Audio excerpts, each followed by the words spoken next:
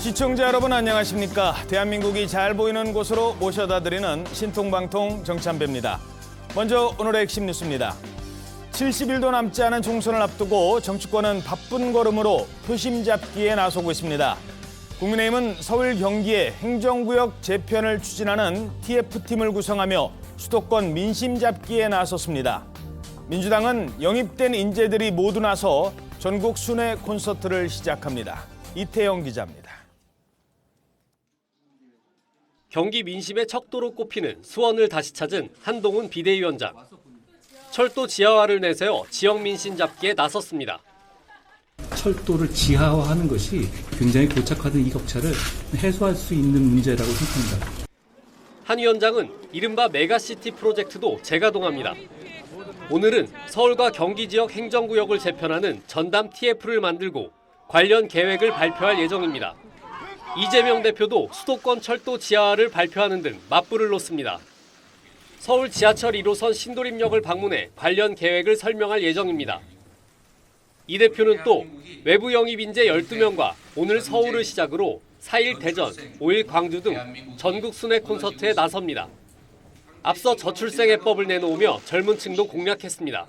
대학도 교육비 부담을 모두가 함께 책임지는, 즉 무상화하는 방안을 검토해야 된다, 그런 뜻입니다. 이준석 대표와 개혁신당 지도부는 어제 첫 지역 일정으로 세종을 찾는 등 제3지대도 본격 총선 행보에 나서고 있습니다. TV조선 이태영입니다. 국민의힘 한동훈 위원장 총선 전략으로 운동권 심판론을 내세웠죠. 자, 이러자 민주당 이재명 대표는 맞불을 놓기 시작합니다. 오늘자 한국일보 오면입니다. 이재명 대표, 검사 독재 정권이라며 윤석열 대통령을 맹폭했습니다. 이러면서 운동권 심판론에 맞서서 검사 정권 심판론을 내세운 겁니다. 이 부분 짚어보겠습니다. 자, 일단 눈에 띄는 거. 이재명 대표가 신년 기자회견을 열었는데 윤석열 대통령을 모두 12번이나 언급을 하면서 날을 세웠습니다. 윤석열 정권의 독단과 무능으로 먹고 사는 문제를 등한시한 윤석열 정권 2년의 적나라한 성적표입니다. 윤석열 대통령이 취임 시에 밝힌 담대한 구상은 거대한 시한폭탄으로 변해가고 있습니다. 윤석열 정부는 국민을 거부합니다. 윤석열 정권의 권력남용으로 윤석열 정부 2년 동안 법을 무력화하는 위헌적인 시행령 통치로 윤석열 정부에 반대하는 모든 세력은 이권 카르텔로 매도되고, 지난 2년간 윤석열 정부는 정적 죽이기에만 올인했습니다. 윤석열 정부가 불러온 국정위기를 극복해 나갈 것입니다. 자, 저렇게 윤석열 정부를 하나하나 비판하면서 계속 윤석열이란 이름을 부릅니다. 물론 독단과 무능으로 나라를 무너뜨렸다라고 비판하기 위해서였겠죠. 그리고 여기까지는 뭐 야당 대표로서니까 어느 정도는 할 수 있는 발언이었을 수도 있습니다. 그런데 12번이나 윤석열을 언급하면서 언급하지 않은 사람이 있습니다. 바로 한동훈 위원장. 자, 윤석열 대통령은 12번이나 언급을 하고 한동훈 위원장은 아예 언급조차 안 했다. 일부러였을까요? 일부러 했겠죠. 상당히 의식을 하는 것 같은데, 한동훈 비대위원장이 한 달 전에 새로 등판했지 않습니까? 그때부터 이 총선의 구도가 좀 바뀌고 있어요. 그전에는 윤석열 대 이재명, 이 대결 구도였거든요. 예. 그러면은 이재명 대표 입장에서는 정권 심판론을 이야기를 할 수가 있어요. 그렇죠. 1년 반 정도 국정 운영에 대해서 심판론, 이 심판은 좀 먹히고 있었거든요. 예. 그런데 한동훈 비대위원장이 등판을 하면서 한동훈 위원장이 의도적으로 지금 총선 구도를 한동훈 대 이재명으로 바꿔가고 있습니다. 그럼 이것은 정권 심판론보다는 야당 심판론이 될 수가 있고, 특히 더 구체적으로는 제1야당 대표 심판론이 될 수가 있어요. 왜냐하면 예. 사법 리스크가 있기 때문에. 그렇죠. 한동훈 법무부 장관 시절에 또 그 부분을 계속 지목을 했기 때문에 검사 대 피고인. 검사 대 피고인 이 구도가 막 되니까 오히려 이재명 대표 입장에서는 언급을 안 하는 게 총선 구도에서 유리하다고 보는 것이고, 이런 식의 이 흐름이 계속될 수가 있어요. 계속 한동훈 비대위원장은 이재명 대표를 공격을 하고 이재명 대표는 아예 회피를 하는. 그래서 어제도 이재명 대표 기자회견에 대해서 한동훈 그 비대위원장이 상당히 강하게 비판을 했거든요. 예. 조목조목 다 비판을 했어요. 한동훈 위원장은 예. 또 막 목소리를 높여요. 그렇죠. 뭐 아무 말이나 막 한다. 정치 장사한다. 이런 식으로 이야기를 해도 이재명 대표는 아직까지는 거기에 대해서 또 반박을 하지 않지 않습니까? 어허, 그렇군요. 네, 그러니까 이런 구도가 앞으로 상당히 갈 것이고 이 재반박도 없는 이런 상황이기 때문에 오늘 아마 이재명 대표가 여기 대해서 또 기자들이 물어볼 텐데 무슨 말을 할지는 좀 더 지켜봐야 볼 필요는 있지만 지금까지는 그런 흐름을 보이고 있습니다. 자, 그러니까 한동훈 위원장은 이재명 대표를 공격하는데 이재명 대표는 한동훈 위원장이랑 맞서기보다는 윤석열 대통령을 향해 공격을 한다는 겁니다. 자, 하나하나 좀 더 짚어보죠. 이재명 대표 청산해야 할 가장 중요한 과제로 검사 독재를 꺼내들었습니다. 운동권 청산이니 뭐 자객 공천 이런 얘기들이 있는 것 같은데 사실 지금 청산해야 될 가장 중요한 과제는 검사 독재입니다. 그리고 언제나 그래야 되는 것처럼 남의 눈에 티보다는 자기 눈에 들보를 먼저 보도록 노력할 필요가 있다는 생각을 언제나 하고 있습니다. 자, 이러자 한동훈 위원장이 정면 반박에 즉각 나섰습니다. 아무 말이나 막 하시는 것 같은데. 그리고 검사 독재라는 게 있어요? 그게 무슨 말이죠? 검찰은 국민을 범죄로부터 보호하는 중요한 국민의 도구일 뿐이에요. 그 도구 자체를 악마화하는 것은 국민을 범죄로부터 보호하는 역량을 줄어들게 하는 거란 말입니다. 그럼 검찰 독재? 검사 독재? 그럼 글쎄요. 그러면 민주당에서는 이성윤도 나오고 신성식도 나온다고 하잖아요. 그럼 그 사람들이 독재를 한다는 뜻입니까? 현실에 없는 얘기를 만들어서 자기가 이 받고 있는 여러 공격 포인트를 피하려는 것은 저는 적당하지 않다고 생각합니다. 자, 여기서도 한동훈식 화법이 나옵니다. 팩폭이라고 하죠. 요즘 말로 팩폭, 팩트 폭격. 지금 한동훈 위원장 얘기 중에 아니 이성윤도 나온다는데 그럼 그것도 독재입니까? 라고 했어요. 이게 무슨 말입니까? 그러니까 이성윤 전 서울중앙지검장 지금도 사실 현직을 유지를 하고 있습니다. 이제 이 사람이 그 문재인 대통령의 그 경희대 대학 후배죠. 그리고 지난 정권에서 검찰의 주요 요직을 다 차지했었습니다. 예. 그 과정에서 뭐 그 울산 선거 개입이라든지 이런 그 주요 사건의 뭐 수사를 막았다 이런 의혹도 제기돼 있고 뭐 2심까지 무죄가 났지만은 김학의 전 장관 불법 지금 수사를 막았다 뭐 이런 의혹도 있고 하지 않습니까? 그렇죠. 지금 이성윤 전 지검장도 출마를 지금 뭐 거의 공언을 했습니다. 그리고 이제 당선이 유력한 아마도 뭐 전주 지역이 될 것 같은데 출마한다고 그랬고 또 한 사람 신성식 이 사람도 마찬가지로 이제 지난 정권에서 뭐 중앙지검 3차장이라든지 주요 요직을 많이 차지했고요. 특별히 이제 이재명 저 대표의 대학 후배이기도 합니다. 중앙대. 네, 중앙대 후배이기도 해서 그러면 이 사람들은 사실 지금 현직도 검사인데 이 사람들이 출마하는 것 자체도 이것도 그럼 검찰 독재냐? 그러면 당신네들은 이 사람들 출마한 거를 갖다가 검사라는 이유로 쳐낼 거냐? 이렇게 한 직역 자체를 악마화하는 게 이게 말이 안 되는 거다. 그런 취지에서 지금 하는 얘기죠. 예. 자, 그러면 여기서 또 정책적인 거 하나 질문드리죠. 선거는 프레임이라고 하잖아요. 선거는 프레임이 중요하다고 하는데 이번 총선이 그렇다면 이른바 운동권 청산과 검찰 정권 심판 이렇게 지금 붙여지는 모양새일까요? 예, 뭐 프레임을 다른 말로 하면 어떻게 보면 구도라고 얘기할 수 있잖아요. 그러니까 선거에서 가장 중요한 것이 구도라고 하는데 사실 어떻게 보면 국민의힘이나 한동훈 비대위원장 입장에서는 정치적 구도의 균형을 맞췄다는 하고 나름대로는 좀 만족하지 않을까 하는 생각이 들어요. 사실 예. 한동훈 비대위 체제가 들어서기 전까지만 하더라도 이번 총선은 윤석열 정권에 대한 심판, 뭐 또 민주당식 표현대로 한다면 검사 독재 정권에 대한 심판 이런 식으로 구도가 한쪽으로 완전히 기울어져 있었는데 한동훈 비대위원장이 운동권 특권 정치 청산을 내세우면서 이것이 계속적으로 이슈가 되고 화제가 되면서 이제는 나름대로 균형을 맞췄는데 그럼 이 균형은 계속적으로 가면 그대로 팽팽하게 갈 거냐? 예. 그렇게 안 될 가능성도 있다는 거죠. 예를 들면 민주당 쪽에서 지금 586의 이 상징적인 인물이라고 할 수 있는 임종석 전 비서실장이라든지 이인영 의원 같은 사람을 만약 막 공천에서 탈락시켜버린다고 한다면 어허. 그러다면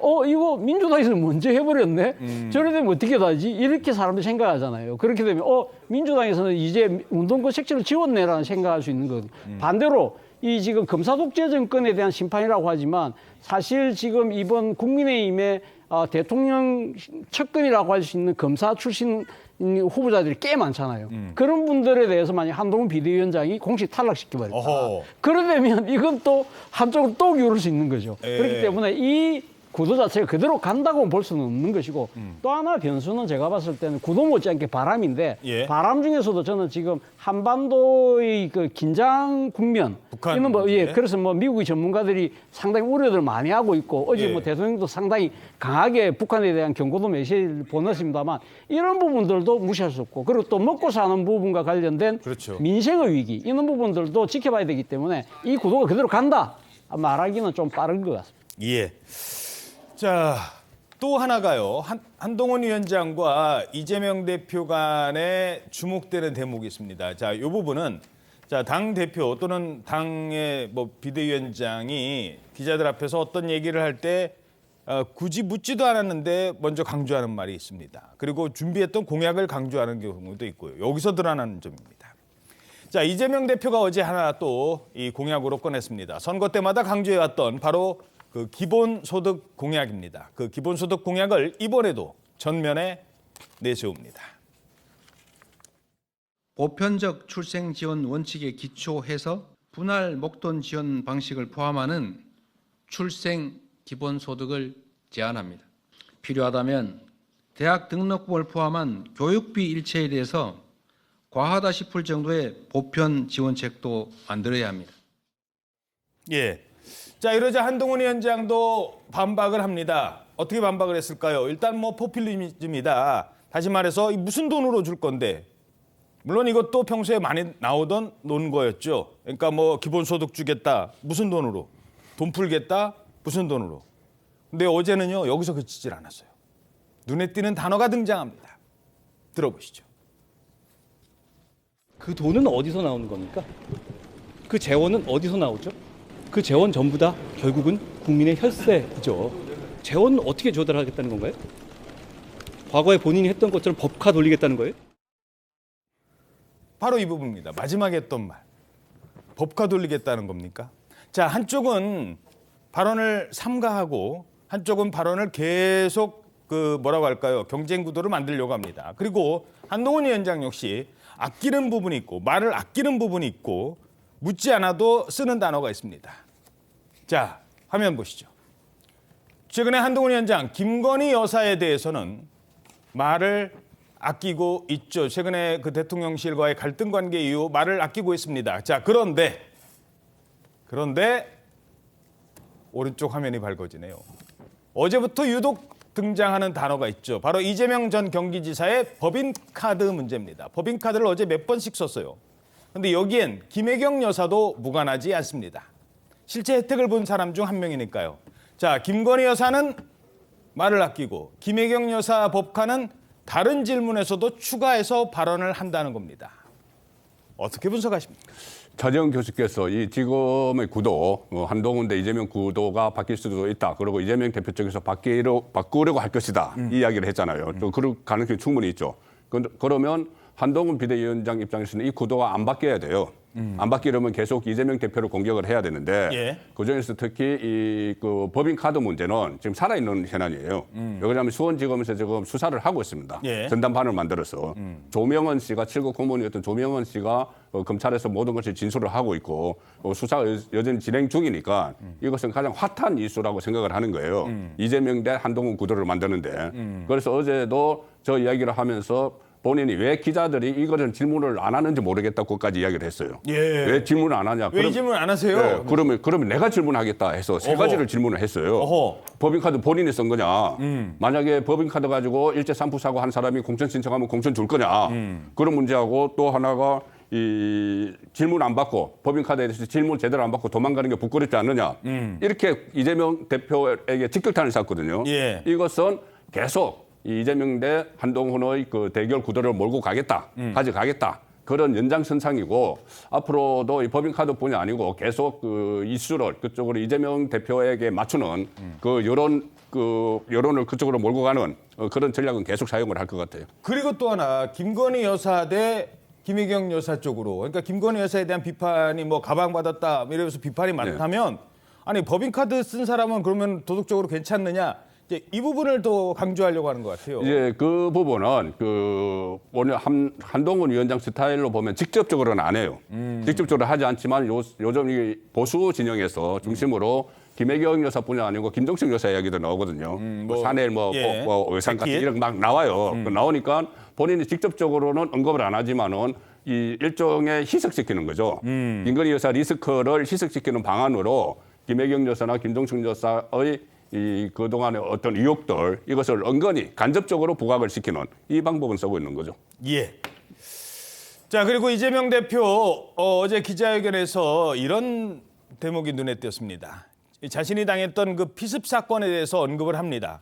회견 도중에는 이 상처 부위를 잠깐 만져가면서 이래서는 이런 일이 발생을 해서는 안 된다까지는 얘기를 해요. 그건 뭐 여야가 다 공감을 하는데 그런데 누가 왜 책임을 더 져야 되느냐. 윤석열 정부를 겨냥한 날선 발언을 이어갔습니다. 제가 옷을 갈아입을 때마다 거울에 비친 이 목의 흉터가 자꾸 끔찍하게 자꾸 느껴지기도 합니다. 와이셔츠 깃이 없었으면 어떤 결과가 났을까 하는 그런 생각이 자꾸 얼핏 나는 것도 일종의 트라우마일 수 있겠습니다만 역대 대통령 누구도 개인적으로 감정이 없었겠습니까? 또는 특정 정치 집단을 위한 이익을 추구하고 싶은 욕망이 없었겠습니까? 저는 이번 저에 대한 소위 암살 시도, 이 정치 테러가 개인에 의해서 벌어진 일이라고 생각하지 않습니다. 저 테러가 개인 혼자에 의해서 벌어진 거라고는 생각하지 않습니다. 물론 거기에 더해서 논란이 될 만한 단어는 쓰지 않았습니다만 그러면서 윤석열 정부에 대해서 비판을 하는 겁니다. 정치인 테러 책임이 윤석열 정부에 있다는 뉘앙스로 주장을 하는 거죠. 이재명 대표의 이 주장에 대해서 역시 한동훈 위원장 이런 단어를 꺼냅니다. 정치장사. 이재명 대표님이 자기가 피습당한 것이 특정 집단의 욕망에 때문에 그런 거다 이런 말씀하셨다는 건가요? 정말로요? 테러는 범죄고 테러로 정치 장사를 하면 안 된다고 생각합니다. 그 논리라면 배현진 의원에 대한 테러는 특정 집단이 그럼 민주당의 욕망 때문에 일어난 겁니까? 그런 식으로 테러를 앞에 두고 정치 장사를 하는 것은 국민을 굉장히 실망시키는 것이라고 생각합니다. 자, 이 부분은 어떻게 보십니까? 뭐 아까 방금 이재명 대표도 이야기했습니다만 본인의 정신적 트라우마가 상당히 큰 사건이었잖아요. 뭐 어떻게 보면 생사를 넘나드던 그런 사건이었기 때문에 본인이 느낀 아마 이 소외가 상당히 남다를 것 같다는 생각은 듭니다.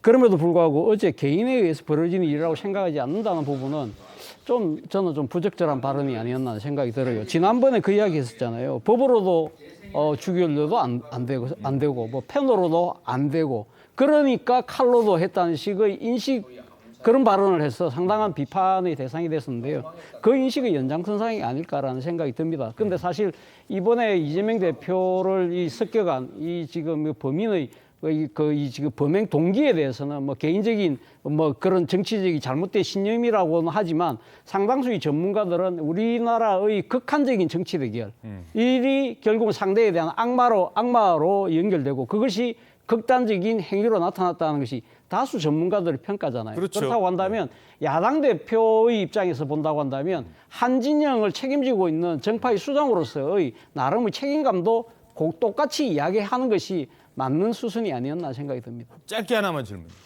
그러니까 극단 정치 때문에 저런 이제 망인이 등장을 해가지고 정치 테러를 벌였다면 그 피해자가 바로 저 사람 때문이에요. 그러니까 그 피해자 때문이 아니라 윤석열 때문입니다. 내가 이렇게 당한 게 하면 그 극단 정치를 부추기는 걸까요? 아니면 좀 해소를 하자는 얘기일까요? 뭐 어제 이재명 대표가 윤 대통령을 콕 집어서 그렇게 말씀을 한 건 아니기 때문에 그러나 많은 사람들이 생각했을 때 그런 조금 그 뉘앙스라고 지금 느끼는 측면이 분명히 있기 때문에요. 그래서 제가 말씀드린 건데 사실은 지금 대한민국의 정치가 이렇게 극단화되고 이렇게 상당히 상대에 대한 상당한 저주, 혐오 이런 부분들이 결국은 상당한 이 정치적인 하나의 테러의 모습으로 드러나고 있는 부분들은 모든 국민들이 걱정하는 부분이잖아요. 그렇죠. 그렇다고 한다면 이러한 정치 풍토를 바꾸기 위한 이 제도 정치권의 노력이라는 것은 한쪽만의 노력으로 이룰 수 없는 것이기 때문에 네. 절반의 책임을 지고 있는 야당의 대표로서의 이 자신의 몫을 설명할 필요가 있었다는 겁니다. 이재명 대표 어제 제가 기자회견을 보면서도 지금 말씀하신 그 부분이 상당히 의아스러운 생각을 했는데 아니 본인이 계속 이 어떤 뭐 폭력 뭐 이렇게 어떤 그 마치 배우가 있는 것처럼 뭐 이념 전쟁, 암살 테러 이런 이야기를 하면서도 나중에는 이런 식의 극단적인 용어를 사용하면 안 된다 이렇게 이야기를 했어요.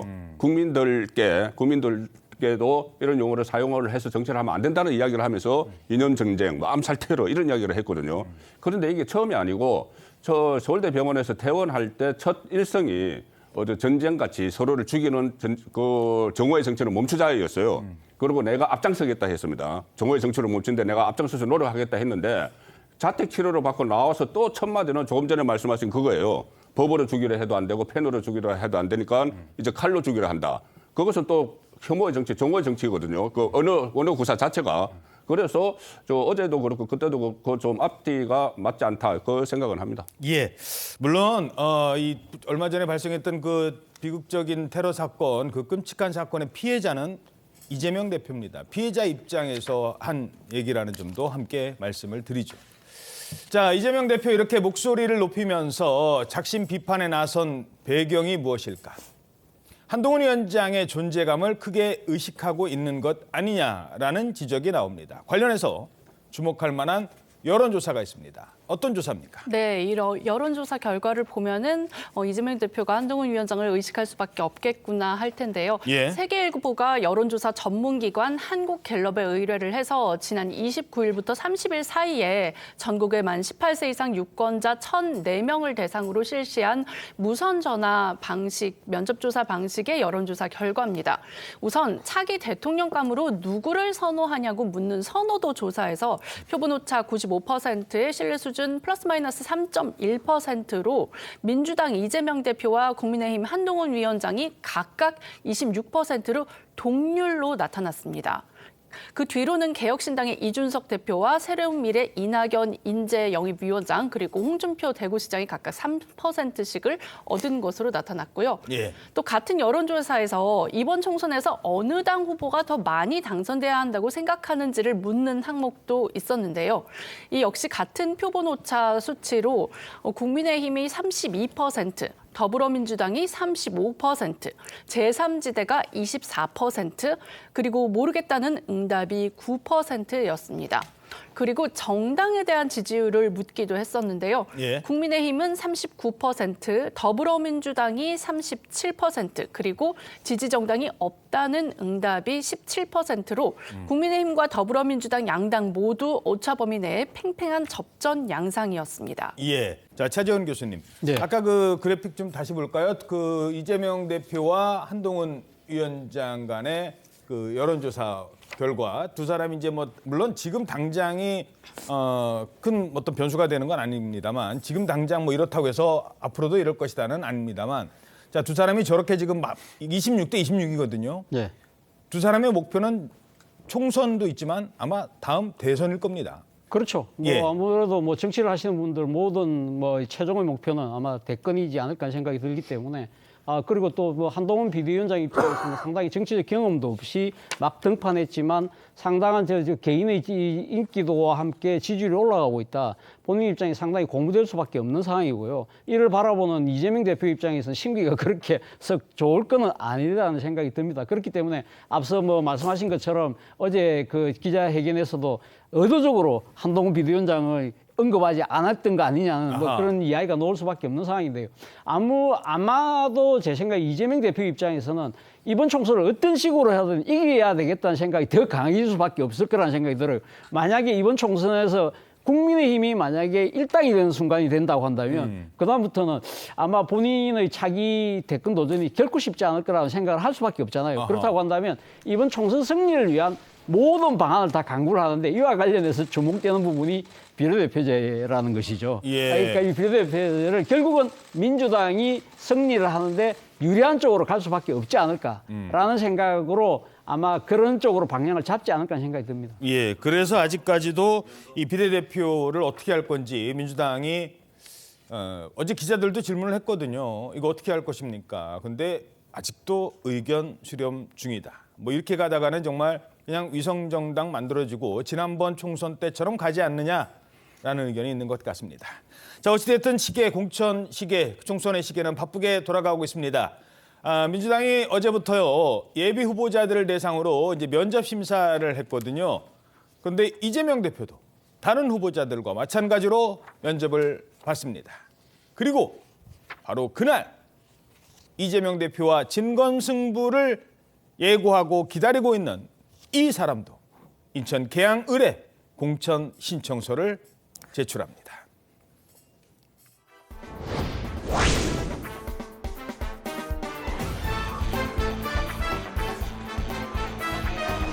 그럼 자기소개 준비하시면 어떤 내용이죠? 그거 비밀입니다. 혹시 대표님께 곤란한 질문 한다고 하셨어요? 그 걱정인데 다행히 없었습니다. 사법 리스크 관련해서 질문 없었을까요? 자, 고맙습니다.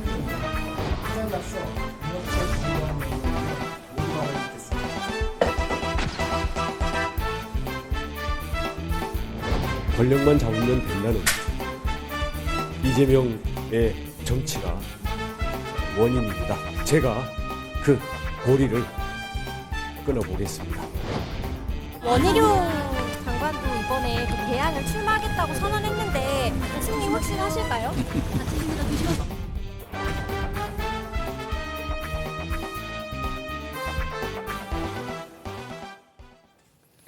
자, 원희룡 전 장관이 마침 이재명 대표가 면접을 본 그날 계양을에 공천 신청서를 제출합니다. 자, 먼저 이재명 대표 면접을 봤어요. 네, 맞습니다. 인천 계양을 예비 후보자인 이재명 대표도 당대표라고 해서 이 면접을 피해갈 수는 없었는데요.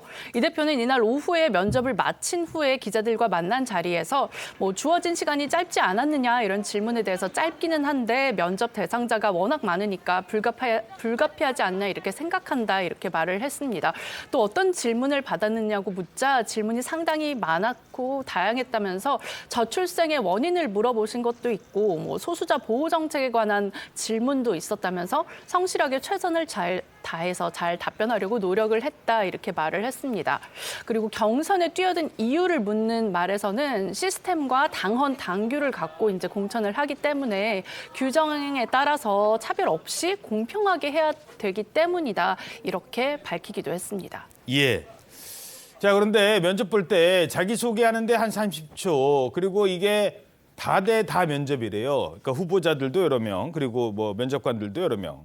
그러다 보니까 시간은 한 사람당 한 5분 정도? 이게 제대로 검증할 수 있을까? 뭐 이런 얘기도 있어요. 그렇습니다. 이게 그래서 이게 면접이 사실상 형식에 그치는 거 아니냐 그런 얘기가 나오는 거죠. 뭐 이제 공정관리위원회 말을 들어보면 그렇습니다. 일단 사람이 너무 많다는 거예요. 예. 지금 뭐 이제 지역구별로 한 200회 정도를 진행을 하는데 지금 뭐 하루 평균 35건을 진행을 하다 보니까는 한 사람 앞에 돌아가는 시간은 뭐 산술적으로 따져서는 저렇게밖에 될 수 없다라고 하는데 우리가 사실 회사에서 신입사원을 뽑을 때도 그렇죠. 5분은 너무 짧죠. 뭐 보통 신상 자료 같은 거는 뭐 자료 보면 아는 것도 가보시고 결국은 어떤 민감한 질문에 대해서 그 사람이 대답하는 태도라거나 그렇지. 생각이라거나 이런 것들을 좀 세밀하게 그 검증을 하는데 면접의 의미가 있는데 5분이라고 한다면은 이거 뭐 사실 결과 정해놓고 그냥 형식적으로 면접하는 거 아니야? 그런 생각이 들 수도 있을 것 같습니다. 예. 자, 어찌됐든 면접을 보고 그걸 또 대표도 역시 면접을 본다. 이거는 이제 공개가 됐습니다. 그날 원희룡 전 장관은 공천 신청을 합니다. 이른바 명령대전. 과연 성사될 수 있을까? 뭐 성사되는 분위기예요. 지금 상황에서는 특별한 이변이 없는 한. 어떻게 분석하십니까? 한 80%는 빅매치가 성사가 됐죠. 그런데 말씀하신 특별한 이변이 생길 수가 있습니다. 뭐냐면은 이 비례대표제 선거법 개정이죠. 예. 병립형으로 되면은 그때는 지금 대표적으로 유지하면서 비례대표 갈 수 있기 때문에 지금 현재 상황에서는 그렇게 안 되거든요. 예. 그렇게 안 돼가지고 선거법이 개정이 안 됐으니까 절차를 밟는 거죠.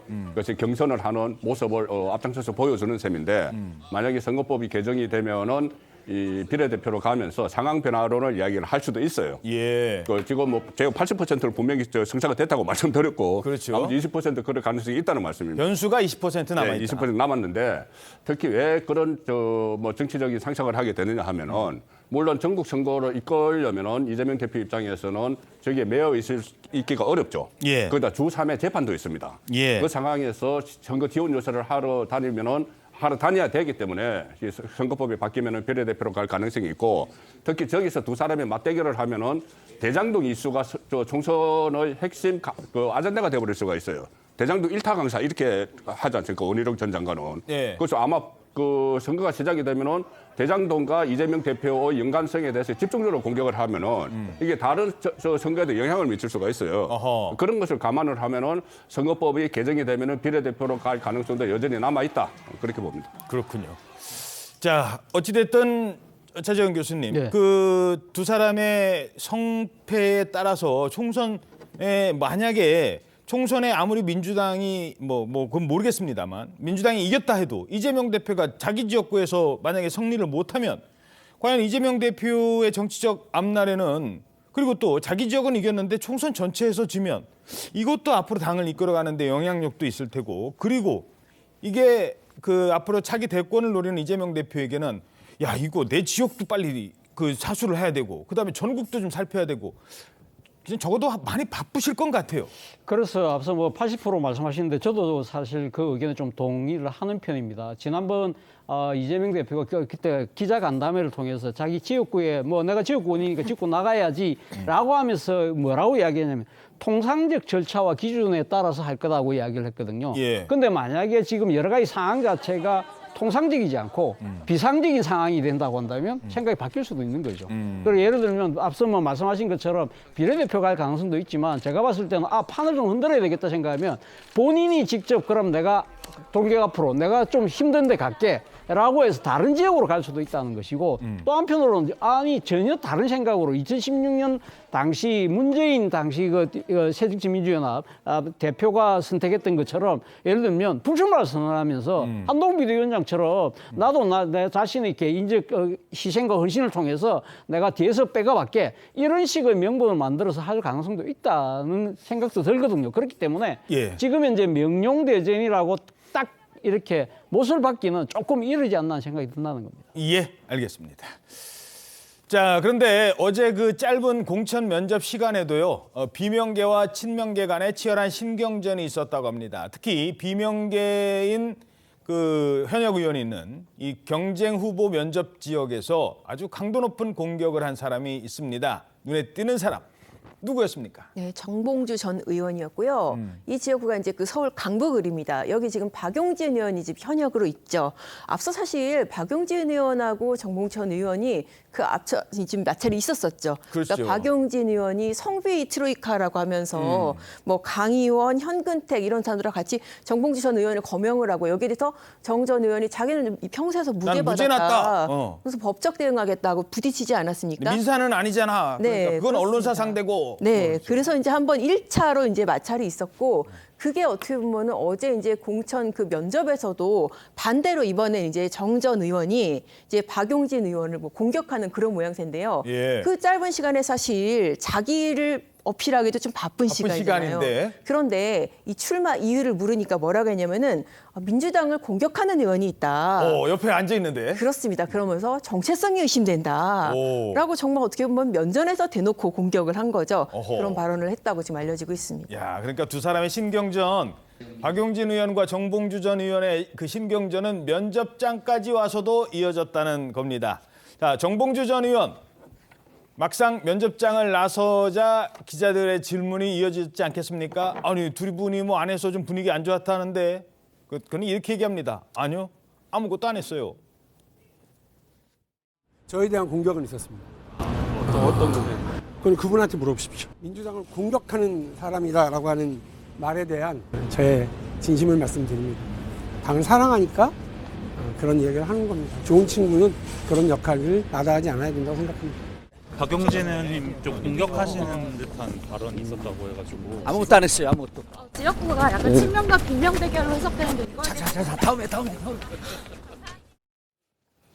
자, 한 사람은 저를 면전에서 공격했어요. 내가 막 민주당을 막 욕하는 사람이라고. 그랬더니 한 사람은 아유 아무것도 안 했어 나는. 어떻게 보십니까? 글쎄요. 그러니까 정봉주 전 의원 같은 경우는 상당히 빅마우스라고 우리가 이야기하실 정도로 상당히 언론에 지금 뭡니까 많이 노출도 되고 또 인지도 높고 상당히 또 이 나름대로 정치적 일종의 파괴력을 갖고 있는 분이잖아요. 예. 그런 분이 사실 과거에 본인이 의원을 함할 때는 노원에서 했거든요. 그래서 그 지역으로 안 가고 지금 박용진 의원 지역으로 왔다. 이런 부분들이 그리고 특히 또 지난번 서울시장 보궐선거인가 한번 나가려고 할 때도 그때 자격이 박탈됐던 이유가 그때 미투 사건 때문이었거든요. 예. 물론 최종적으로 무죄가 나긴 했습니다만 이번에도 또 적격심사에서도 여러 가지 논란에도 불구하고 살아났어요. 그렇다고 한다면 박용진 의원 입장에서 보면 이거 친명주류의 뜻 아니야? 이제 뭐 소위 말하는 자격으로 나를 내한테 보낸 거 아니야? 라고 생각할 수 있겠죠. 많은 분들도 그 입장에 상당히 동의를 하는 부분이 박용진 의원이 지난 대통령 선거 경선 당시에 이재명 대표의 가장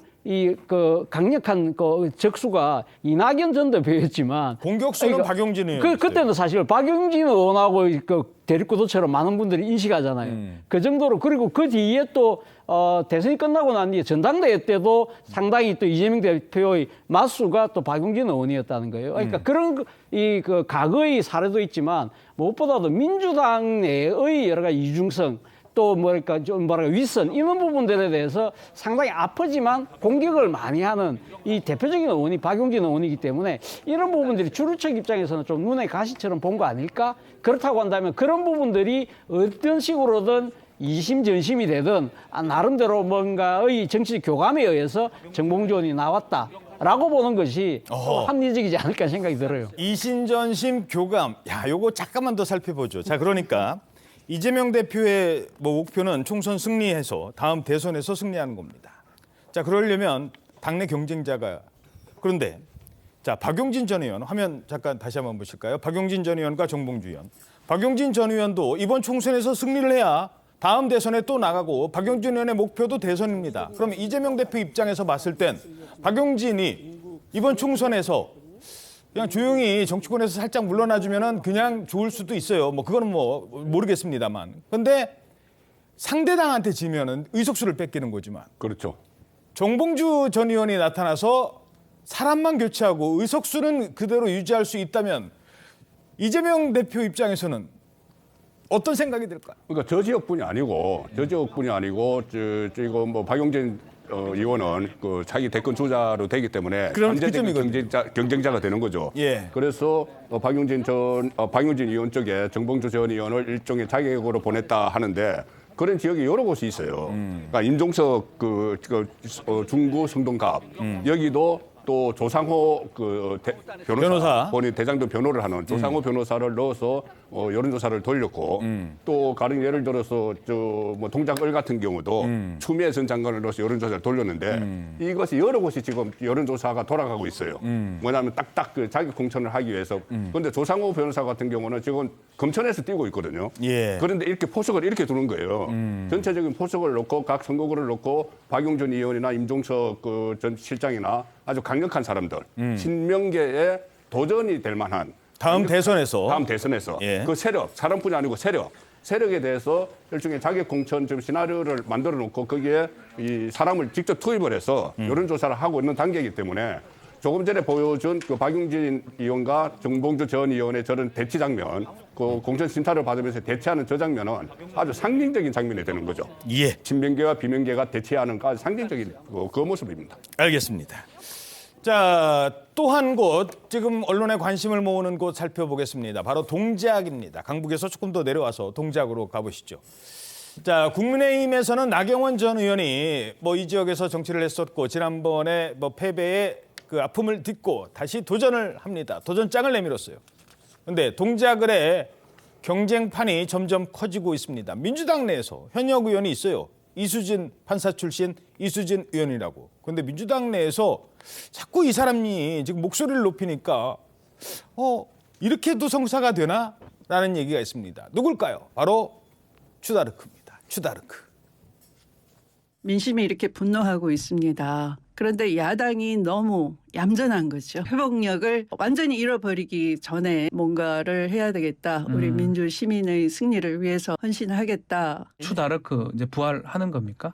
부활 이전에 각오를 먼저 말씀을 드려야 될 것 같아요. 기회가 되면 각오를 좀 말씀하시겠다. 네. 자, 현재 동작을의 현역 의원은 말씀드린 대로 이수진 의원입니다. 그런데 민주당이 추미애 전 장관 투입을 저울질하고 있대요. 야, 이런 얘기들이 지금 슬슬 흘러나오고 있어요. 네, 맞습니다. 최근 나경원 전 의원이 출마를 선언한 이 서울 동작을에서 현역 이수진 더불어민주당 의원과 추미애 전 법무부 장관이 포함된 선호도 조사가 진행된 것으로 나타났는데요. 일각에서는 나 전 의원의 대항마로 추미애 전 장관이 나서는 것 아니냐 이런 해석이 나오고 있습니다. 복수의 민주당 관계자에 따르면요. 현역 의원 불출마로 인해서 전략 지역구로 지정된 곳 외에도 여당 유력 인사가 출마를 선언한 지역구에 힘 있는 후보를 공천해야 한다 이런 목소리가 나와서 중진 의원들이 후보로 거론되면서 이제 지역에서 뛰고 있는 예비 후보들의 긴장감이 높아지고 있는데요. 그런데 최근 동작을에서 현역인 이수진 의원과 추미애 전 법무부 장관 그리고 전현희 전 국민권익위원장에 대한 선호도 조사가 실시된 겁니다. 동작을은 수도권 주요 격전지 중 하나로 꼽히는 곳이죠. 그렇죠. 네, 4선 중진인 이 나경원 국민의힘 전 의원이 일찌감치 출사표를 던져서 지역구 탈환 의지를 다진 곳이기도 한데요.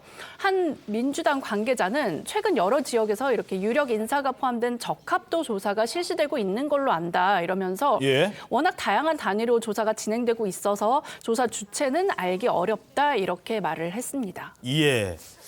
자, 그러니까 이수진 의원이든 추미애 전 장관이든 판사 출신들의 빅매치가 성사될 가능성이 높은 지역이라는 겁니다.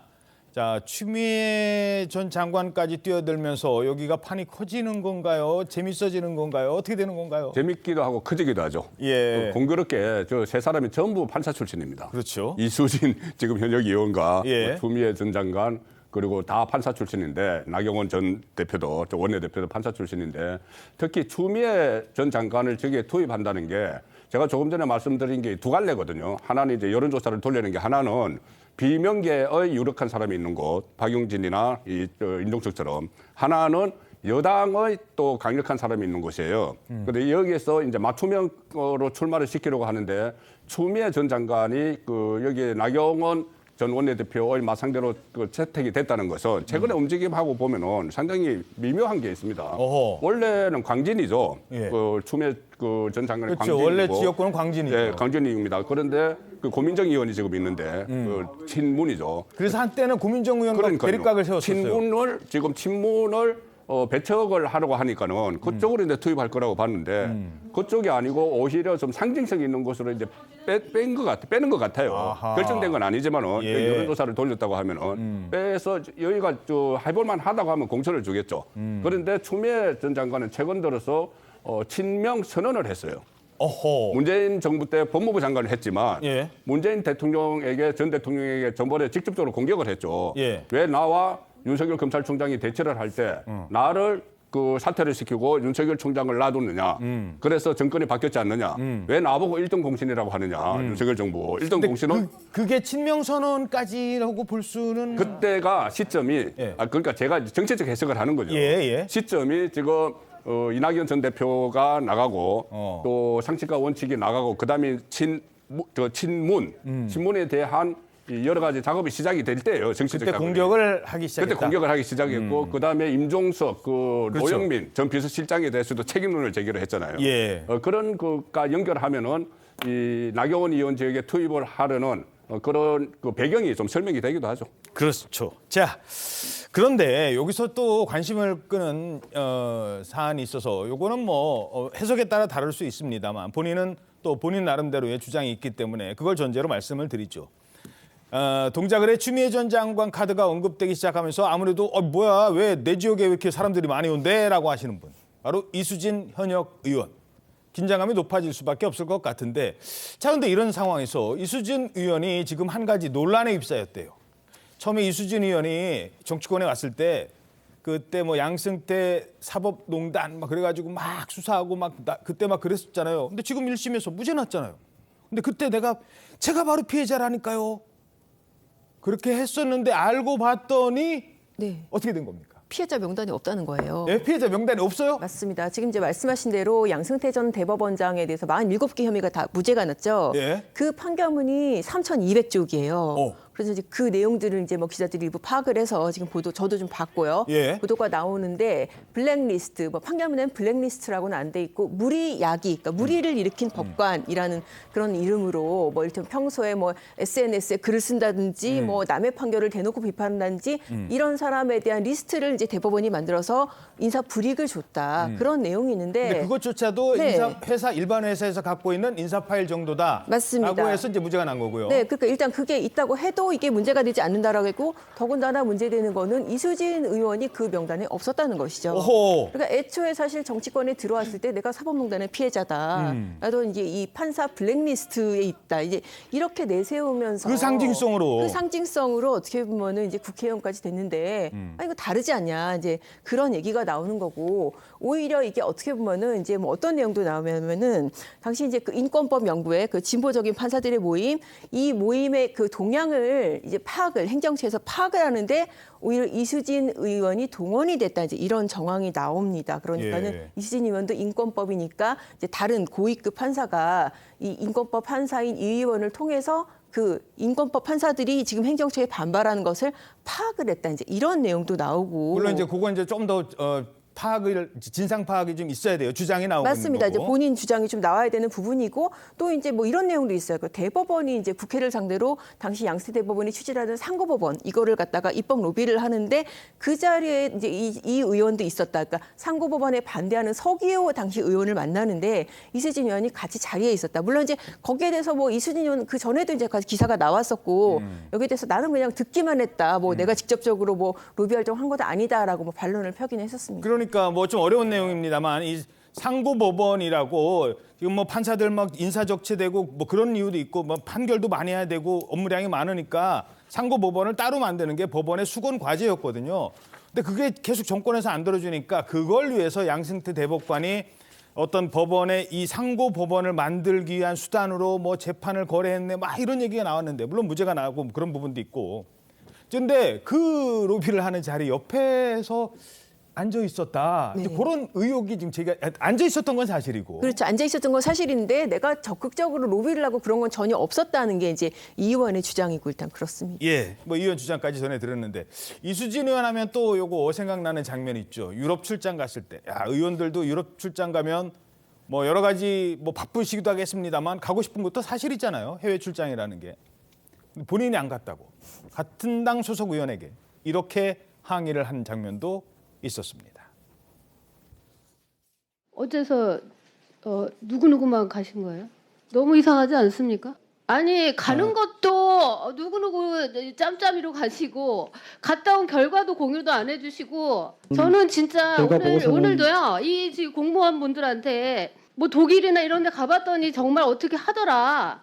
아 이걸 말씀을 드리고 싶은데 그 이수진 위원님께서 땀나게 만드는데 일단 예산이 없었답니다. 아니 예산 좋은데요. 그러면 어떤 기준으로 간 거냐고요. 예, 정말 우리도 가서 공부를 하고 싶었는데 위원장과 양당 간사 세 사람.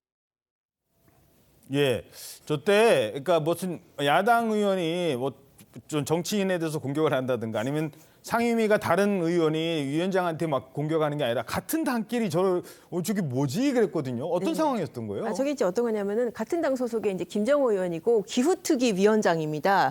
이제 김정호 의원이 지금 이제 작년에 8월달에 지금 6박 8일 동안 그 영국, 독일, 네덜란드 4개 이 나라들을 갔다 왔거든요. 당시 이제 민주당 김성환 의원 그리고 이제 국민의힘 김미애 의원 그리고 이제 이렇게 갔었는데 이 부분에 대해서 나도 좀 가고 싶은데 왜 나는 빼놨냐. 그러니까 이제 김성환 의원이 예산이 없었다라고 이제 변명을 하는 그런 내용입니다. 예, 알겠습니다. 자, 그런가 하면 이번에는 각 지역에서 관심을 끌고 있는 지역으로 넘어가겠습니다. 아까 강북했고 동작했고 조금 더 내려오면 수원이 있습니다. 이 수원은요, 내리 지금 뭐 지난 총선, 지지난 총선 민주당이 그냥 거의 뭐 싹쓸이를 하는 표현이 좀 죄송합니다만 민주당의 갑자기 원래는 안 그랬던 지역인데 민주당이 계속 총선에서 승리를 하는 곳입니다. 거기를 달려간 사람이 있습니다. 바로 한동훈 위원장. 자, 그런데 한동훈 위원장이 내세운 공약 가운데 하나가 이게 지하화입니다. 화면 나오고 있습니다만 그 수원의 가장 큰 그 민원 가운데 하나가 수원 도심 한복판을 그 경부선 철도가 이렇게 쑥 지나가잖아요. 이렇게 지나가니까 양쪽을 건너가려면 옛날식 육교밖에 없는 거예요. 그것도 몇 개 안 되고. 그러니까 도심은 딱 갈라지고 발전은 안 됩니다. 그 민심을 듣기 위해서 저렇게 지역민들을 만난 겁니다. 빨간 조끼 입고. 자, 그래서 수원 탈환에 나서겠다라고 했던 겁니다. 그런데 여기서 떠오르는 사람이 있습니다. 자, 수원을 탈환하기 위해서 갔는데 자, 뭔가 새로운 인물이 필요하다. 이 지역을 어떤 관심 지역으로 만들려면. 그래서 지금 나온 사람이 바로 유승민 전 의원입니다. 물론 유승민 전 의원을 수원에 직접 투입하겠다는 건 아니에요. 경기도 남부에 어떤 새로운 바람을 일으키겠다. 그러면서 유승민 활용법이 얘기가 나오고 있습니다. 유승민 활용법. 일단 유승민 의원, 전 의원, 이준석 전 대표 안 따라갔어요. 당에 남겠다고 그랬어요. 그리고 그렇다고 해서 뭐 불출마하겠다도 아니에요. 공천을 제가 신청하지는 않을 겁니다. 뭐 주면 모르겠지만. 뭐 이런 뉘앙스를 풍겼거든요. 자, 그래서 유승민 활용법 얘기가 나오겠는데. 네, 그렇습니다. 지금 말씀하신 대로 유승민 전 의원이 불출마가 아니고 공천 신청을 하지 않겠다. 그럼 어떻게 보면은 당에서 공천을 해주면은 이 출마를 할 수도 있다. 이제 그런 방침으로 해석이 될 수가 있는 거죠. 이렇게 되면서 지금 저기 수원이라든지 이런 수도권의 험지 쪽에 대해서 어떤 그 활용할 수 있는 카드로 그렇게 지금 이용될 수 있는 것 아니냐. 그래서 유승민 활용법이라는 이런 대안이 또 얘기가 되고 있기도 합니다. 예. 그런데 이제 이러자 유승민 전 의원이 그 윤석열 대통령과 대립각을 세웠던 사람이고 뭐 여러 그 비판적 시각이 많은데 국민의힘 내부에서는 찬반 양론도 엇갈리는 분위기입니다. 자, 기자들이 질문을 했겠죠. 한동훈 위원장에게 유승민 전 의원 안 나갔던데 어떻게 하실 거예요? 이렇게 답변했습니다. 안민석 의원 지역구에 유승민 전 의원 투입 검토 보도가 나왔는데 그런 검토를 한 바는 없습니다. 전 의원 혹시 경기남부 총선 투입 가능성 있을까요? 저의 총선 전략은 그렇게 대놓고 얘기할 수 있는 문제는 아니고 저희는 이기는 공천, 국민들에게 명분 있는 공천 하기 위해서 노력하고 있다는 말씀드립니다. 자, 조금 이제 조심을 하는 것 같아요, 한동훈 위원장. 지난번에 김경률 회계사, 마포에서 이분이 그랬다가 무슨 공천을 뭐 사천이냐 이런 얘기 나오니까 유승민 활용법, 아직 정해진 거 없어요.까지 얘기를 했지만 유승민은 안 나가겠다고 하고 안 나간다고 선언을 했고, 근데 총선에 안 나간다는 게 아니라 국민의힘에서. 그럼 어떻게 활용할 것이냐?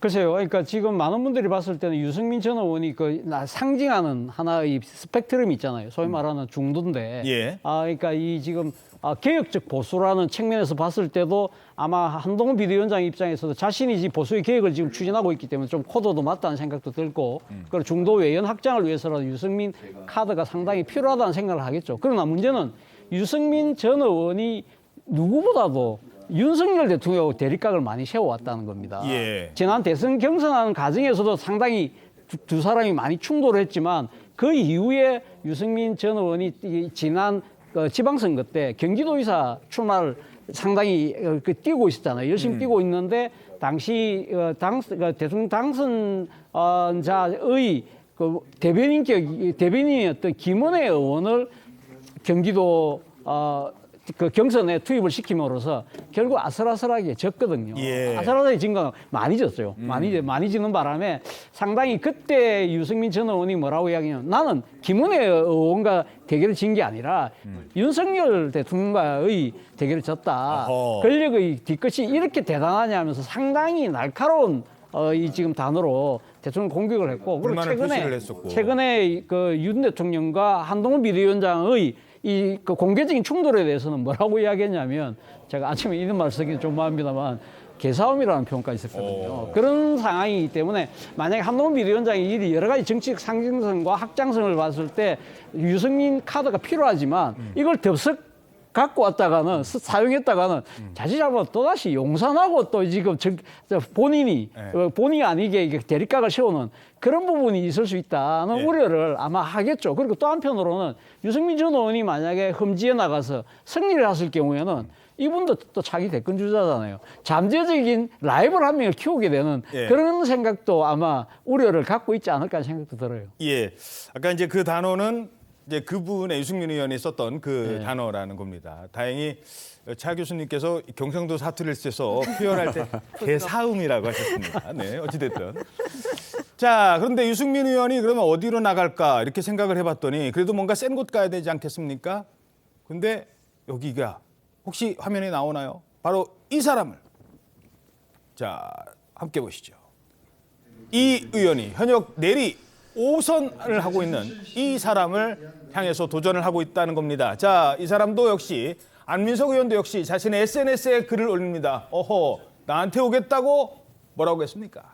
네, 친명 5선 중진이죠. 안민석 의원이 어제 자신의 페이스북을 통해서 총선을 앞두고 국민의힘에서 끊임없는 오산 자객설이 나돌고 있다. 보수의 공적 안민석을 꺾기 위해서 원희룡, 김은혜에서 장미란까지 소문이 나돌더니 드디어 대선 주자급인 유승민 전 의원이 거론되고 있다는 언론 보도가 있다면서 그 유승민 의원의 오산 투입 검토를 다룬 한 언론사 기사를 함께 공유를 했습니다. 안 의원은 또 안민석 꺾으러 오산에 유승민 자객 출마 이렇게 물음표를 붙이면서요. 안민석 대 유승민의 빅매치를 기대한다. 와서 정정당당한 승부를 하자 이런 글을 올렸는데요. 또 윤석열 대통령께 당부드린다면서 기왕이면 눈에 넣어도 아프지 않을 후배를 오산에 보내주시라고 밝히면서 자신감을 내비치기도 했습니다. 어허, 오산을 우습게 보면 오산이다. 안민석 우습게 보는 게 오산이다라고 했어요. 자, 뭐 다른 얘기는 좀 아직 형사된 게 아니에요. 확정된 거 아닙니다. 언론에서 좀 빨리 가는 측면도 있어요. 그런데 관심이 가잖아요. 두 사람. 이것도 관심지요. 자, 안민석 대 유승민. 어떻게 분석하십니까? 저도 성사가 되면 상당히 빅매치가 되는 거죠. 빅매치가 되는데 저 성사 가능성은 유승민 전 의원의 마음에 달려 있습니다. 본인에 대해서 이런저런 이야기가 나오는 데 대해서 불쾌하다는 표현까지 지금 사용을 하는 걸로 알고 있거든요. 왜 내가 마치 장기판에 포석을 두는 것처럼 나를 가지고 이렇게 하느냐. 이런 생각이 있는 것 같은데 저는 저 출마를 하면은 저 상황, 그러니까 오산의 선거 결과도 상당히 중요하지만 그 이후의 상황이 더 중요할 거예요. 만약에 유승민 전 의원이 승리를 한다면은 좀 전에 차정 교수도 말씀하셨지만 제가 이 국민의힘 의원들과 이렇게 이야기를 해보면은 유승민 카드는 총선에서는 분명히 유효하다. 덕이 된다. 총선 후에는 골칫거리가 된다는 거죠. 총선에서는 수도권에서 특히 어느 지역을 지금 수도권 선대위원장 이야기까지 나오거든요.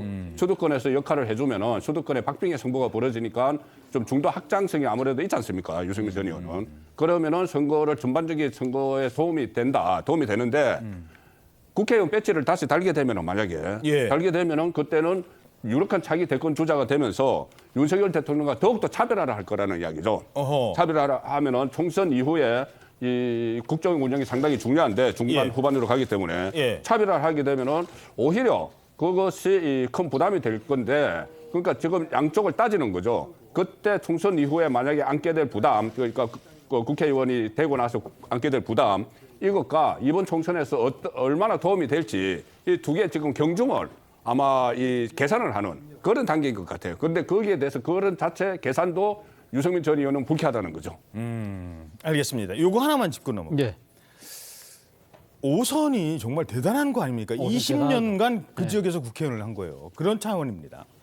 만약에 안민석 의원이 호남에서 5선이면은 아유 정말 할 만큼 하셨잖아요. 빨리 좀 내려오세요 하고 되고 TK였어도 국민의힘에서 아유 TK 지금 물갈이해야 되는데 왜 5선까지 합니까 했을 텐데 여기는 이제 또 오산이에요. 경기도. 그러다 보니까 이게 안민석 의원의 개인적인 능력 때문에 오산까지 한 건지 아니면 오산의 지역적 특성을 호남과는 달리 사람들이 오산에 대해서 잘 모르니까 그런 측면도 있는지 이게 아마 유승민 의원이 도전장을 던질까 말까에 그러니까 이게 안민석이기 때문에 오선을 계속 하는 건지 아니면 지역적 특성 때문에 하는 건지 이거에 따라서 유승민 의원도 내가 도전 한번 해볼까 이기겠는데 승산 있겠는데 아니야 여기는 지역 구도로 봐서 도저히 못 이기는 지역이라고 생각할 수도 있고.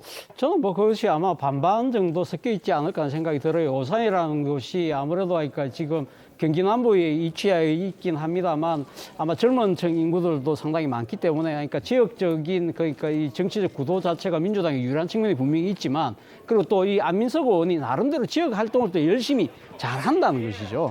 그런 부분들이 아마 상당히 맞물려서 아마 탄탄한 정치적 기반을 만들지 않았을까 하는 생각이 드는데 그럼에도 불구하고 안민석 의원이 수도권에서 호선을 했지만 그에 비하는 정치적인 역할과 그 뭐랄까요 이 사람들의 기대는 못 미치는 것도 사실이거든요. 예. 그렇다고 한다면 유승민 의원 전 의원의 입장에서는 만약에 다른 정치적 변수를 다 제끼고 생각한다고 한다면 충분히 내가 가서 한번 해볼 만하다고 판단할 수 있는 지역이라는 생각이 듭니다. 알겠습니다.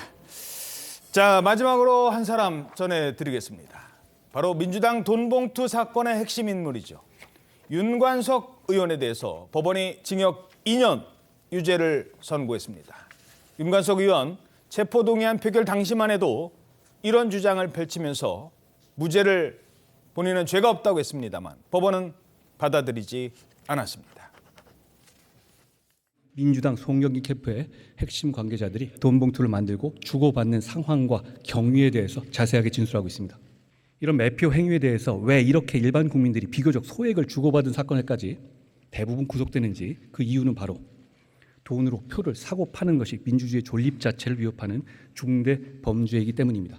그러나 검찰은 저에 대한 구속영장은 기본적인 요건도 갖추지 못한 모순되고 부실한 영장이라는 것을 지적하지 않을 수가 없습니다. 준 사람은 부인하고 받은 사람은 없는 부실한 부당한 영장 청구인 것입니다. 자, 이렇게 혐의를 부인했습니다만 이게 또 유죄가 선고됐어요. 네, 맞습니다. 간략하게 먼저 설명을 드리자면 이 민주당 전당대회를 앞둔 지난 2021년 5월에 송영길 전 대표의 당선을 위해서 현역 국회의원들에게 300만 원짜리 돈봉투 20개를 뿌리는데 윤관석 의원 등이 가담한 혐의로 기소가 됐죠. 윤 의원은 야당 탄압이라면서 반발을 했지만 검찰은 윤 의원을 구속 기소했습니다. 법원은 검찰이 공소를 제기한 혐의를 모두 유죄로 인정했는데요. 특히 재판부는 윤 의원이 강래구 전 감사 등에게 먼저 금품을 요청해서 6천만 원을 받은 점을 인정하면서 큰 금액을 받고도 범행을 부인하면서 반성이 없다고 지적을 했습니다. 그리고 윤 의원에게 징역 2년을 선고했고요. 함께 재판을 받은 강래구 전 감사도 징역 1년 8개월의 실형이 선고됐습니다. 재판부는 정치 불신이 심각한 사회에서 정당 민주주의에 대한 국민 신뢰를 크게 훼손해서 죄책이 무겁다면서 두 사람 모두 범행을 부인하는데 금권 선거 구태가 반복되는 걸 막기 위해서 엄벌이 필요하다 이렇게 밝혔습니다. 엄벌이 필요하다. 반성이 없다. 법원이 이렇게 본 근거 가운데 하나는 바로 이 녹취가 국민들 정말 많이 들어보셨던 이 녹취가 있었기 때문입니다.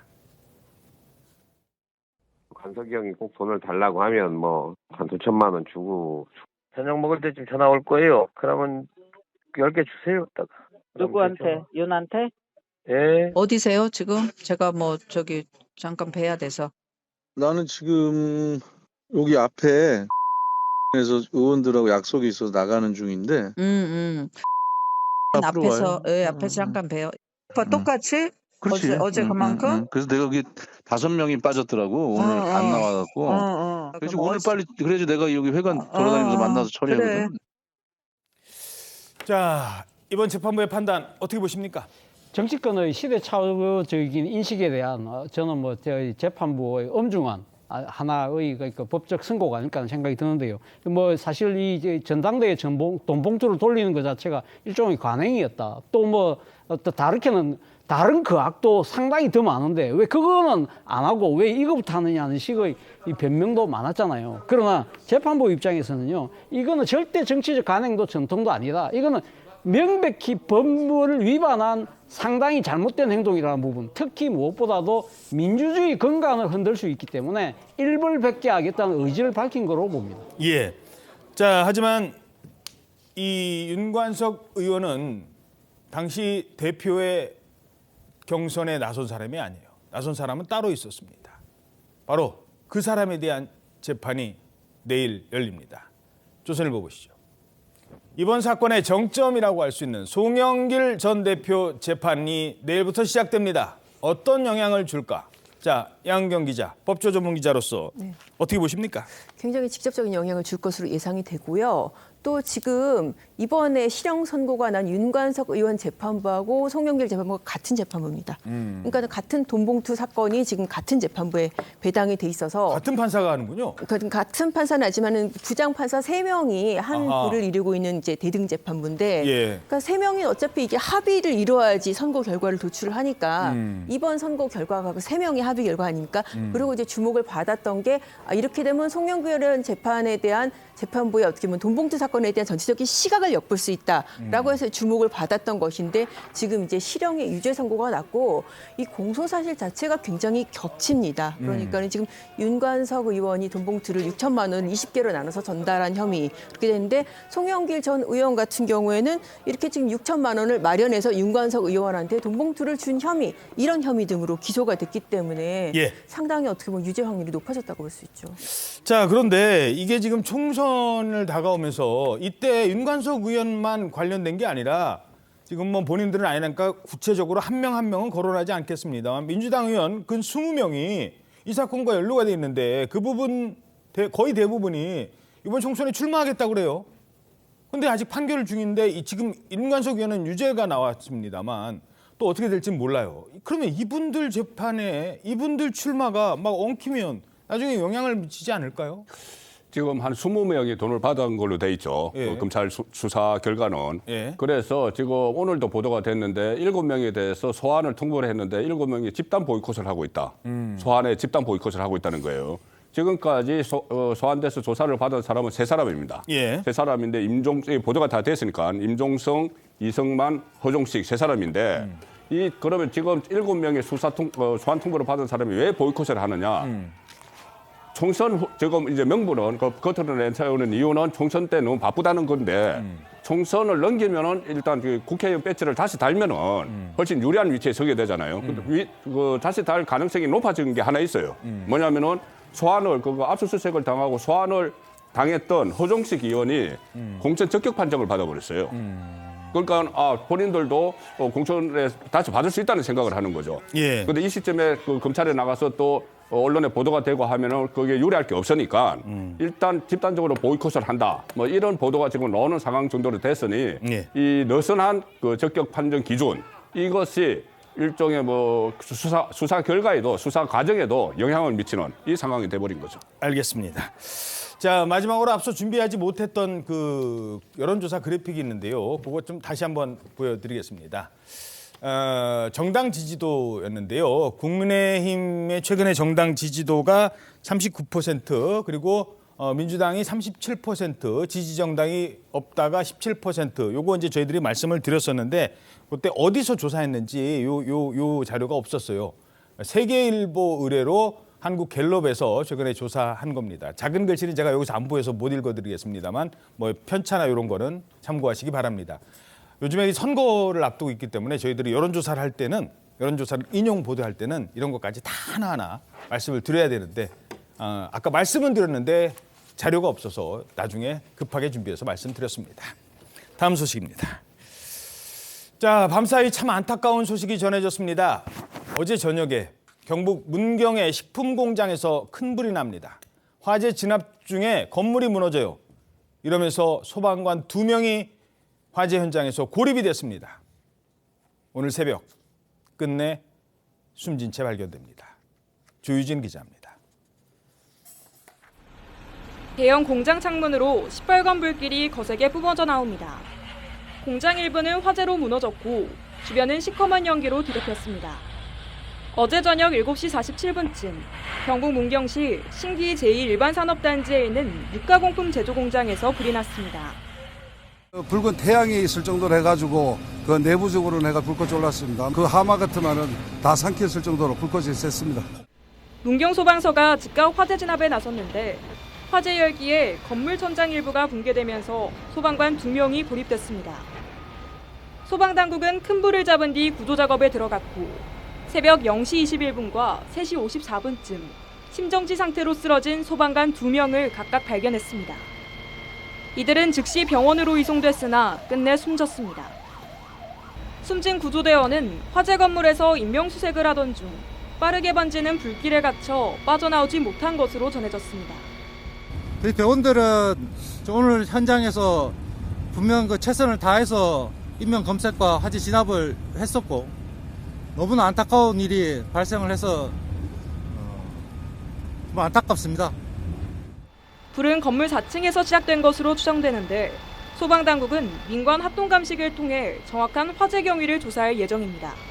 TV조선 조유진입니다. 어쩌다 이런 일이 생긴 거예요? 네, 불은 어제 저녁 7시 50분쯤 시작된 것으로 알려지고 있고요. 경북 문경시 신기동에 있는 산업단지에 있는 공장 4층에서 불이 시작이 됐습니다. 하지만 불이 너무 이제 급속도로 퍼지다 보니까 결국 모든 층을 태운 상황이었고요. 신고 9분 만에 소방당국이 진화 작업을 시작을 했고 또 소방서 인력 79명, 장비 35대가 동원됐는데 굉장히 불길이 잡기가 어려워져서 1시간 뒤쯤에는 대응 2단계가 발령되기도 했습니다. 그런데 이 과정에서 건물 일부가 무너져 내리기도 했고요. 특히 이 불길에 소방대원들이 4인 1조로 이제 인명수색과 발화 지점을 확인하기 위해서 들어갔다가 철수 결정이 났었는데 철수 과정에서 안타깝게도 2명의 대원이 미처 빠져나오지 못해서 이렇게 이제 피해가 발생한 상황인데 이렇게 피해가 큰 원인 중에 하나도 이 건물, 공장 외부가 샌드위치 패널로 이루어졌기 때문에 불이 확산 속도가 굉장히 빨랐다라는 분석도 나오고 있는 상황입니다. 아니 왜 수색이 이렇게 어려웠던 겁니까? 이게 화재가 난 공장이 튀김 음식 만드는 곳이었거든요. 아하. 그러니까 돈가스 같은 걸 튀기는 곳이었는데 예. 이 불이 난 4층 공간에서는 튀김기에서 불이 났던 것 같다고 합니다. 근데 불길이 번지면서 그 주변의 기물이 다 붕괴하고 무너지고 했던 거예요. 아무래도 대피로를 확보하기가 상당히 어려운 상황이었고 이 4인 1조로 수색을 하다가 2명의 소방관이 미처 계단으로 내려오지 못하면서 변을 당한 것인데 정말 안타까운 게 지금 35살 박모대원, 27살 김모대원 육안으로는 이 신분을 확인하기가 어려울 정도라고 합니다. 그래서 DNA 검출을 통해서 이 신원을 확정짓고 이 소방당국에서는 소방청 주관의 장례 절차를 밟을 예정입니다. 만 6년차 소방관이었습니다. 이 안타까운 희생에 윤석열 대통령도 소방관들의 헌신, 희생 결코 잊지 않을 것이라고 메시지를 냈습니다. 소방관들의 순직에 대해서 가슴 아파서 이 소식 듣고 잠을 못 이뤘다는 대통령실의 메시지가 있었습니다. 참 이런 일이 반복되고 있네요. 다음 소식입니다. 자, 이번에는요. 전 축구대표팀 감독 얘기입니다. 차범근 전 감독이 누구한테 선처를 호소하는 탄원서를 올렸는데 그게 누구냐? 입시 비리로 재판을 받고 있는 조국 전 장관 부부의 선처를 호소하는 탄원서를 써줬답니다.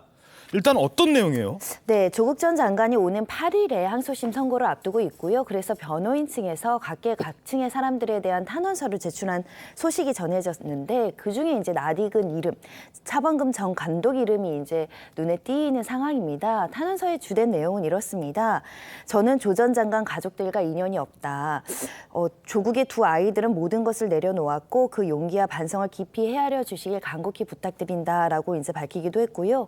벌써 5년이라는 시간이 지났다. 그동안 조국 가족이 받은 고통, 그들이 감수한 징벌은 비슷한 경험을 한 대한민국의 수많은 학부모들에게 큰 경종이 되었으리라 확신한다라고 이제 적힌 것으로 전해지고 있습니다. 차범근 감독은 왜 탄원서를 썼답니까? 아마 본인 개인사가 작용한 게 아닌가 이런 분석이 나오고 있는데요. 98년도 프랑스 월드컵 당시에 국가대표팀 성적이 본선에서 별로 좋지 않았습니다.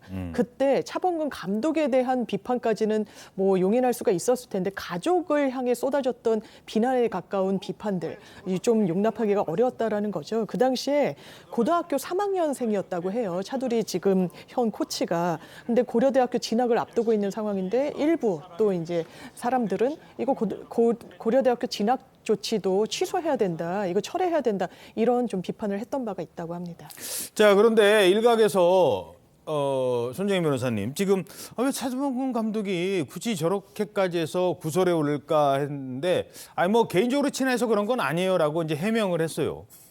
근데 이게 사진이 또 공개가 됐네요. 사진 혹시 있습니까? 이게 최근에 차범근 감독 집에서 촬영을 했다고 하는데 저희 차범근 감독이 가운데 보이고 저 위에 서 있는 사람이 김어준 씨 그리고 주진우 씨가 이렇게 있대요. 자, 이러면서 지금 논란이 되는 것 중에 하나예요. 이 부분 설명해 주시죠. 네, 이 논란을 제기한 사람이요. 최서원 씨 딸 정유라 씨가 이제 SNS를 통해서 이제 공개적으로 이런 내용을 올렸습니다. 이 차범근 전 감독을 겨냥해서 김어준과 몰려다니면서 조국이랑 관련이 없다는 것이 무엇인가라고 비난을 한 것인데요. 예. 그러면서 이 사진도 같이 공개를 한 겁니다. 그러면서 문 전 대통령이 교주인 건지 김어준이 교주인 건지 왜 문 전 대통령 사진을 액자에 넣어서 간직하는 건지 이런 취지의 글도 올렸는데요. 결국은 이 차 전 감독이 이런 탄원서를 내면서 인연이 없다고는 하지만 그 말을 이제 그대로 믿지 못하겠다. 어떤 취지인지에 대한 어떤 비판적인 글도 올라오고 있는데 제 개인적인 생각은 과거에 자신도 어떤 비난을 받고 자식들한테 비난이 갔던 경험이 있었잖아요. 그런 경험도 이제 일조하지 않았을까 생각이 들고 보통 이런 거 탄원서 낼 때는 누군가 부탁을 하게 됩니다. 이런 탄원서를 좀 많은 곳에서 냈으면 좋겠으니까 아는 사람들을 통해서 이제 부탁받을 가능성도 있지 않을까라는 근데 거기다 대고 나는 못해라고 하기는 네, 또 자식 키우는 입장에서 자식들 좀 잘 봐달라고 하는 거니까 너무 지나치게 정치적인 관점에서 볼 필요는 없지 않을까라는 생각도 해봅니다. 예. 자, 근데 이제 그럼에도 불구하고 왜 저런 부탁을 차범근 감독에게 가서 하게 됐을까라는 부분인데 아까 사진이 저 윗부분이 조금 잘리긴 했는데 이제 뭐 얼굴이 안 나오는데 굳이 제가 이름까지 불러드리기는 좀 그렇습니다만 뭐 주진우 씨, 김어준 씨도 저 차범근 감독 그 행사에 자택 행사에 왔었고 이런 것들이 나중에 이제 공개가 되면서 이제 논란이 되고 있다. 뭐 이 정도입니다. 자, 그런데 이쯤 되면 좀 이렇게 좀 조용히 있으면 좋겠는데라는 생각이 드는 분이 조국 전 장관이 여기에 대해서 또 한마디를 한 것 같습니다. 저나 저희 가족하고는 사적 연이 하나도 없습니다. 근데 저렇게 탄원서를 써주셨다고 해서 저로서는 뭐 아주 크게 감사한 마음이죠. 차 감독님 같은 경우는 뭐 굳이 저를 위해서 탄원서를 써주실 이유가 없는데 지금도 기사가 나가니까 또 많은 사람들이 공격을 하지 않습니까? 이런 것까지 감수하시게 되게 만들어서 좀 저로서는 죄송스럽고 또 차 감독님께서 그럼에도 불구하고 그런 것까지 예상하시면서 탄원서를 제출해 주셔서 저로서는 좀 깊이 감사드릴 뿐입니다. 예. 자, 뭐 이 정도로 얘기를 하죠. 뭐 더 이상 이 탄원서에 대해서 썼는 게 잘했는지 잘못했는지는 개인적인 일이고 우리가 뭐 보증해 주는 거, 빚보증해 주는 건 아니지 않습니까? 이 정도로 논란은 정리하도록 하겠습니다. 자, 지금부터는 현재 월드 클래스 스타로 대표팀을 이끌고 있는 축구 선수 얘기를 좀 해보겠습니다. 자, 승부차기 그때 우리가 정말 지는 줄 알았잖아요. 후반 그 연장에 한 골 동점골 넣기 전까지 그 전반에서 후반으로 넘어갈 때 선수들이 막 좀 지치고 그럴 때 이 캡틴이 나서서 한마디를 했습니다. 그 한마디가 이 선수들에게 큰 힘을 줬다는 소식입니다. 화면부터 보시죠. 내일 경기 끝나고 우리가 웃으면서 다시 호텔에 돌아오는 생각들을 항상 하면서 이 팀을 위해서 쏟아붓죠. 그러면은 진짜 장담하는데 우리 이길 수 있는 팀 없어. 실수해도 동료들이 있어 뒤에. 동료들, 형제들, 가족들이 있다고. 그거 믿고 쟤네 우리 가서 조기 시켜주자고. 쟤네 4만 명, 5만 명 오라고 해. 우리가 유일하게 보여줄 수 있는 건 운동장 아니니까 들어가서 그냥 부시자고, 오케이? 네. 가자!